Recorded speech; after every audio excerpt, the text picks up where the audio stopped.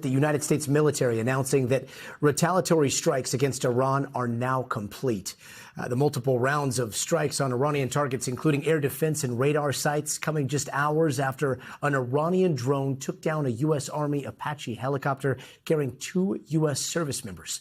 The soldiers sustained minor injuries and were quickly rescued and taken to safety by a military sea drone, similar to the one that you're seeing right here. Let's bring in our international correspondent, Matt Bradley, who's in Doha. Matt, what can you tell us about this rescue here? Yeah, well, what we know from the rescue is what we've known for much of the past several hours. Now, this is, as President Trump said, it was fine, and that the pilots, the 2 of them who were rescued, were fine. And in fact, to the Wall Street Journal in a telephone conversation, President Trump really diminished the impact and the importance of the shooting down of that Apache helicopter. As you mentioned, that helicopter was basically shot down by the Iranians. We heard that from the Iranians later on. This incident itself happened, it sounds like, well more than 12 hours ago, into yesterday morning. But this is something that we've been hearing more and more about throughout the day. President Trump was the one who filled in the further detail that it was the Iranians who shot it down. The Iranians came out with a statement saying that if there were to be any foreign bodies or foreign forces in Iranian airspace who had been hostile, then they do have the right to shoot it down. And that is what then elicited this latest U.S. response and retaliation. Do we know what was hit in this wave of strikes?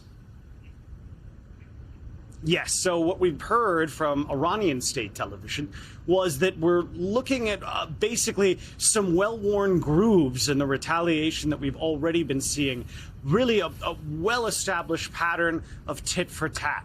The U.S. struck several sites around Bandar Abbas, Qeshm Island, and it sounds like the town of Sirik, all of those on the southwestern coast of Iran, right near the Strait of Hormuz. So these attacks, again, even we heard from Iranian state television, Iranian state media just now, saying that there were the sound of impacts for, according to them, the umpteenth time. So even Iranian state media seem to have some kind of fatigue, it sounds like, in once again reporting on these retaliatory strikes by the U.S. Remember, it was only just before the weekend, around Saturday, that the U.S. struck similar targets. So these were basically, as far as we know now, towns and Qeshm Island where oil installations, oil and gas export installations are very thickly placed. So these would be strategic sites, probably very important to the Iranian economy, very important to the Iranian effort to maintain its side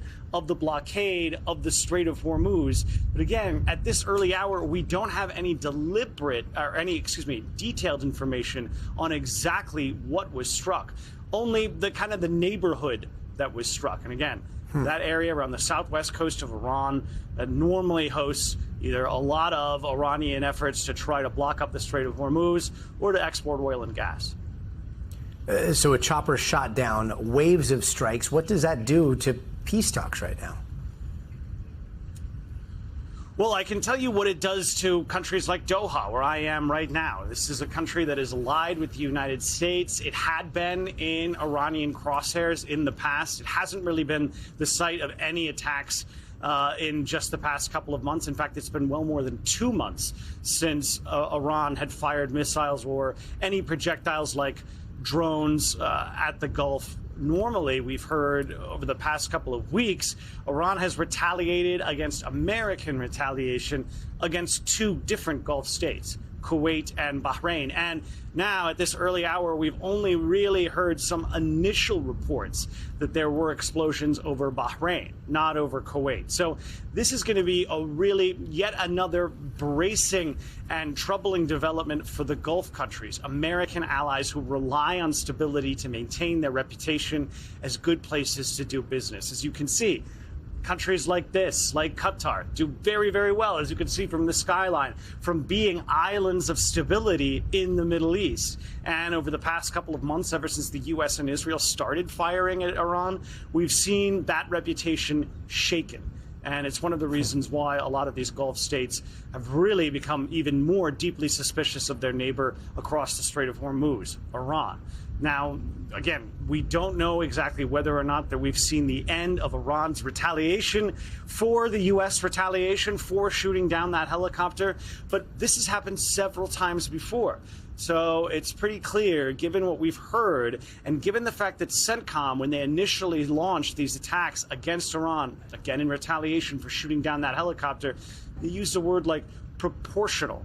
It looked as though this attack by the U.S. was calibrated in order to put Iran on notice, in order to, as I've said, retaliate without escalating in a way that would break this very, very delicate ceasefire, or to really jeopardize the negotiations toward a more permanent solution to the crisis across the Persian or Arabian Gulf. Yeah, the uncertain ceasefire continues. Matt Bradley, thank you so much. We thank you for watching, and remember, stay updated on breaking news and top stories on the NBC News app or watch live on our YouTube channel.